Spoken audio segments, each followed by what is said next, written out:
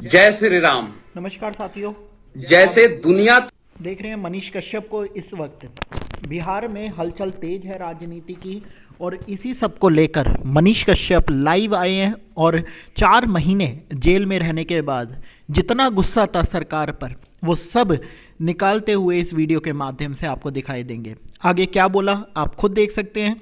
इन्होंने अपने चैनल पे लाइव आके, मैं उसी का ही वीडियो आपको शो कर रहा हूँ। आप देखिए मनीष कश्यप ने आम जनता से क्या क्या बातें शेयर करी। मैं स्टार्टिंग से लगा देता हूँ। जो लोग पगला मनीषवा कहते थे, जो लोग कहते थे कि इसकी क्या औकात है, ये क्या कर सकता है, क्या उखाड़ सकता है, और भी बहुत सारी चीजें। नीतीश कुमार जी इस्तीफा दे चुके हैं राज्यपाल जी को। नया सरकार गठन होने वाला है, शाम को आप लोगों को पता चल जाएगा। जब तक हम डरते रहेंगे तब तक हमारे जीवन का फैसला कोई दूसरा करता रहेगा। इसलिए ये चाणक्य ने कहा था, इसलिए हमें डरने की जरूरत नहीं है, खुद के जीवन का फैसला खुद के दम पे करने की जरूरत है। और एक और बात मैं कह देना चाहता हूं आप सभी से, बहुत सारे लोग मेरे वजह से गिरफ्तार हुए, सड़कों पे बहुत सारे लोगों पे FIR हुआ। जिसने भी एक कतरा साथ दिया, एक दिन समंदर लौटाऊंगा मैं, ये वादा है। जिसने भी एक कतरा साथ दिया हमारा, एक दिन उन्हें समंदर लौटाऊंगा। बस बिहार में गिरी हुई सरकार जो है वो गिर चुकी है। और राम जी का रथ जब मैं अयोध्या में खड़ा होके और सभी चैनलों पे ये बात कह रहा था कि राम जी का रथ अब पूरब की दिशा में प्रस्थान करेगा, तो लोग कह रहे थे अरे ये तो अलबल बोलता है, यूट्यूबर है, ये तो कुछ भी बोल देता है। जब हम बोले कि हमारे सपने में राम आए थे और उन्होंने कहा कि अब हम अपना रथ लेके बिहार में आएंगे और बिहार में राम राज आएगा, एक चैनल पे मैंने बोला था ना, न्यूज़ 18 पे। तो अमन चोपड़ा भाई जो हैं वो हमारे सीनियर पत्रकार न्यूज़ 18 में, उन्होंने पूछा तो मैंने बोला था कि राम जी का रथ अब अयोध्या से पूरब की दिशा में प्रस्थान होगा। और 24 तारीख को जो है मैं अयोध्या से बिहार की तरफ प्रस्थान हुआ, और आज जो है आप लोगों को दिखाई दे रहा होगा। बस इसे मेरा एटीट्यूड, ईगो या घमंड मत समझना, इसे तो वो विनती समझना जिसे श्री कृष्ण ने पांडवों के लिए 5 ग्राम मांगा था। तमाम तरीके का कष्ट झेलने के बाद पांडवों ने अपना शांति दूत बना के श्री कृष्ण को भेजा था दुर्योधन के पास, और श्री कृष्ण ने कहा था दे दो सिर्फ 5 ग्राम, रखो अपनी धरती तमाम।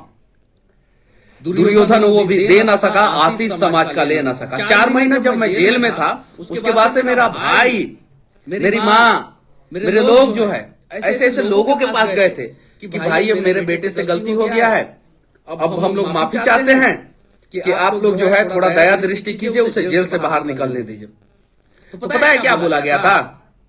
नेटवर्क ने बोला गया था कि भगाओ भगाओ इसे, भगाओ, कि 1 साल बाद हम बात करेंगे इन सब चीजों पे। अरे हम तो 4 महीना जेल काटने के बाद 11 FIR मनीष कश्यप पे हो गया था। उसके बाद भी मेरी माँ गई थी और विनती कर रही थी, मेरे भाई को भगा दिया गया था कि भगाओ इस सबको। याद है ना? बताइए मेरे साथ। और मैं पिछले कुछ दिनों से बोल रहा हूं कि एक दिल से किया हुआ प्रार्थना जो है आपके जीवन के सारे संकट को हरने का सामर्थ्य रखता है। संयोग से जब आज सरकार गिरी है, उस समय मैं संकट मोचन मंदिर सोनपुर में था, वहां पे था मैं। और मेरे परम आदरणीय, मैं तो गुरुजी बोलता हूं, ऐसा सभी लोग उनको भाई साहब बोलते हैं, सुखदार जी के पास बैठा था। और हम लोग मोबाइल नहीं देख रहे थे, हम सभी लोग जो है 1-1.5 घंटे से बैठे हुए थे। मंदिर प्रांगण के पीछे हम लोग बैठे हुए थे और हम लोग आपस में ही मतलब कि कुछ चीजों पे बातचीत कर रहे थे। और जब मैं वहां से निकला, उनको प्रणाम किया, सुखदार जी को मैंने प्रणाम किया और मैंने बोला कि पीठ ठोकिए मेरा। और उन्होंने पीठ ठोका और मंदिर के सामने हम लोग खड़े थे।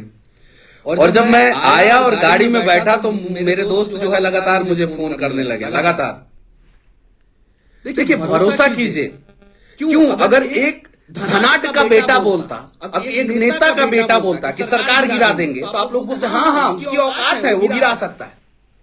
और एक गरीब का बेटा बोला कि सरकार गिरा देंगे, तो आप लोगों ने कहा कि उसकी क्या औकात है, वो कैसे गिरा सकता है। यानी आप लोग खुद गरीब लोग ही गरीब लोगों पे भरोसा नहीं करते हैं। अरे हम लोग अपने आप को अगर सामर्थ्यवान नहीं समझेंगे, ताकतवर नहीं समझेंगे, तो ये जो बड़े लोग हैं ना, वो हमें कुचलते रहेंगे। क्यों नहीं समझते हैं हम लोग?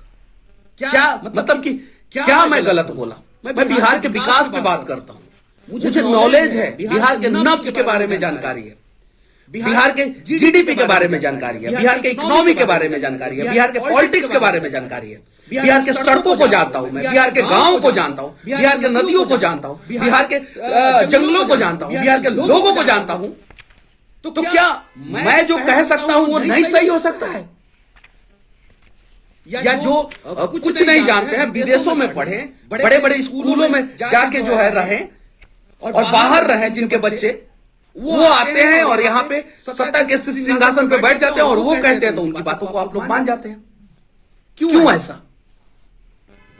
और अब जो है बिहार के गरीबों की बात होगी। अब बताइए ना कि पिछले 20 साल में नेशनल मीडिया पे, डिजिटल मीडिया पे और प्रिंट मीडिया पे कितनी बार बिहार में बाढ़ पे चर्चा हुआ, कितनी बार बिहार के गरीबों पे चर्चा हुआ, कितनी बार बिहार के मजदूरों पे चर्चा हुआ। और मैं जब इन सारे जगहों पे गया तो मैंने क्या कभी चर्चा किया कि मेरे ऊपर कर्जा है, कुछ पैसा दे दो मुझे, बिहार के लोग जो है फंड दे दो। जब मैं दूसरे किसी के लिए 7-8 करोड़ रुपया इकट्ठा करवा सकता था, तो क्या मैं जब जेल में था मैं अपनी माँ का अकाउंट नंबर दे देता, तो क्या 10 करोड़ रुपया मेरी माँ के खाते में आप लोग नहीं डाल देते? बिल्कुल डाल देते। लेकिन मैंने कभी जो है अपने लिए लड़ाई नहीं लड़ी। आज हम सभी को अपने बिहार के लिए लड़ना होगा, सभी को। कुछ लोगों को मेरी बातें नहीं समझ में आएगी या कुछ लोग मेरी बातों से सहमत नहीं होंगे, मत रहिए सहमत, फर्क नहीं पड़ता। लेकिन आप अपना दायित्व, अपना कर्तव्य जो है बिहार के प्रति निभाइए।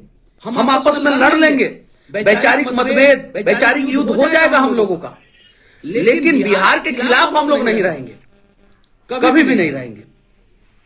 और आज जो है बिहार के स्वाभिमान की लड़ाई लड़नी जरूरी है। जब इतिहास लिखा जाएगा ना, तो बिहार के बारे में लिखा जाएगा कि एक व्यक्ति ने छेनी हथौड़ी से पहाड़ तोड़ दिया। तो ये भी लिखा जाएगा कि एक यूट्यूबर ने सरकार को भी गिरा दिया। कल तक हम यूट्यूबरों की इज्जत ये होती थी कि ये यूट्यूबर है, 500 रुपए में बिक जाता है। अब पूरे देश में यूट्यूबरों की इज्जत ये होगी कि यूट्यूबरों से मत उलझना, ये लोग सरकार भी गिरा देते हैं। और ये एटीट्यूड ईगो का सब्जेक्ट नहीं है, ये हमारे आत्मबल का सब्जेक्ट है, ये हमारे आत्मबल का प्रतीक है, भरोसा है। तो हम अपने आत्मबल को समझें, हम अपने अंदर के ताकत को समझें। और बस अगर सपोज मेरे वजह से सरकार नहीं गिरी, तो किसी ने तो गिराया। और वो किसने गिराया? कोई दैवीय शक्ति होगा, कोई ऊपर भगवान बैठे होंगे, कोई भगवान ने देखा होगा कि बहुत सारे, अरे एक आदमी जेल थोड़ी गया था, बहुत सारे लोग गए थे। एक युवराज सिंह है आरा का, जब उसका नाम आया पेपर में तो हम लोग सोचे कि बहुत बड़ा अपराधी होगा, बहुत बड़ा युवराज सिंह नाम आया। जब जेल में देखे तो एक दुबला पतला सा लड़का किया क्या था, एक पोस्ट किया था, एक पोस्ट पे जेल होता है क्या? एक पोस्ट। बताइए बिहार के मजदूरों के लिए क्या था? वो जमुई जिला का एक दलित जाति का लड़का जिसका केस में 1 नंबर पे नाम था, दलित बेचारा था। जब आप दलितों की बात करते हैं तो उसने अपने लोगों के लिए ना पोस्ट किया था कि बिहार के मजदूर मार खा रहे हैं, अब सारा सबूत दूंगा और प्रशासन अब सबूत देखेगा। अब देखना पड़ेगा बिहार के लोग मार खाए थे, अब दूंगा सबूत और दिखाऊंगा दुनिया को कि मनीष कश्यप गलत नहीं था, सारा सबूत के साथ। जो करना है कर लीजिए। हम लोग छाती से छाती टकराने वाले लोग हैं, हम लोग लड़ने वाले लोग हैं। ठीक है, सबूत दूंगा, सब कुछ दूंगा, और ये भी दूंगा कि कैसे हमारे साथ गलत हुआ। अभी हमारी कहानी जो है सिर्फ और सिर्फ आप लोग 1% जाने हैं, 10% भी नहीं, 1%। कैसे नागेश सम्राट को जेल गेट से उठाया गया और 2 दिन बाद गिरफ्तारी दिखाया गया। कैसे जो है नागेश सम्राट के हाथ पे राम लिखा हुआ था तो उस पे डंडा मारा गया और बोला गया कि राम लिखा हुआ है तो तुम्हें तो चोट नहीं लगेगा ना। राम ने बचाया है हम लोगों को, और ये बात सत्य है कि नहीं ये पूछिएगा आप लोग। वहां के अधिकारी बताएंगे, वहां के जो ईओयू के पुलिस वाले हैं वो लोग बताएंगे। वो लोग भी इस बात से नाराज थे, अंदर अंदर से ही नाराज थे जो पुलिस वाले थे, जो छोटे अधिकारी थे।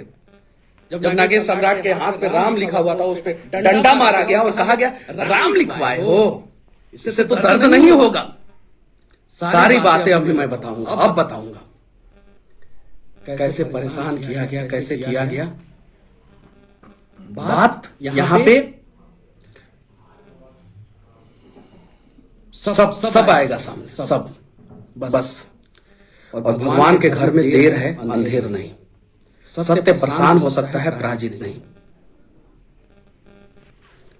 मेरे स्टाफ, मेरे ऑफिस में जो चाय पिलाने वाला बेचारा बच्चा था, जो पानी पिलाने वाला था, जो ऑफिस बॉय था, उसके ऊपर भी FIR हुआ। मुझे सारा तरीके से तोड़ दिया गया। मैं किसी से अगर कभी मिला, फोटो अगर उसका डाल दिया था फेसबुक पे, उन लोगों के ऊपर भी FIR हुआ था। और पता है कमाल की बात यह है कि देखिए कुछ चीजें किस प्रकार से होती है। कुरुक्षेत्र से मैंने वीडियो बनाया था, हरियाणा के कुरुक्षेत्र से, 180 दिन के अंदर सरकार गिरा दूंगा। कहां से बनाया था? हरियाणा के कुरुक्षेत्र से मैंने वीडियो बनाया था। फिर से मैं कह देना चाहता हूं, कहां से वीडियो बनाया था? हरियाणा के कुरुक्षेत्र से मैंने वीडियो बनाया था कि 180 दिन के अंदर सरकार गिरा दूंगा। और सबसे पहला फोन कहां से आया? हरियाणा के कुरुक्षेत्र से आया मेरे पास सबसे पहला फोन। और उस व्यक्ति ने बोला कि मनीष भाऊ ये कुरुक्षेत्र है, और यहाँ पे जो धर्म के लिए लड़ता है, राज्य के लिए लड़ता है, देश के लिए लड़ता है, वो जीतता जरूर है। पांडव बहुत कमजोर थे, बस श्री कृष्ण उनके साथ थे उस समय प्रत्यक्ष रूप से, और आज श्री कृष्ण मेरे साथ हैं अप्रत्यक्ष रूप से। बस रेलवे से रॉयल पैलेस इस कदर गायब फैला दिया है। बहुत सी रहस्यमयी और सीरियस जय हिंद साथियों, मैं हिमांशु अग्रवाल। ऐसी रोमांचक बातें जो आपने पहले कभी नहीं। 1870 में दावेदारी तो ठोक रहे हैं, लेकिन आम जनता ही इनसे खुश नजर नहीं। एक बार फिर से इतिहास रच चुकी है।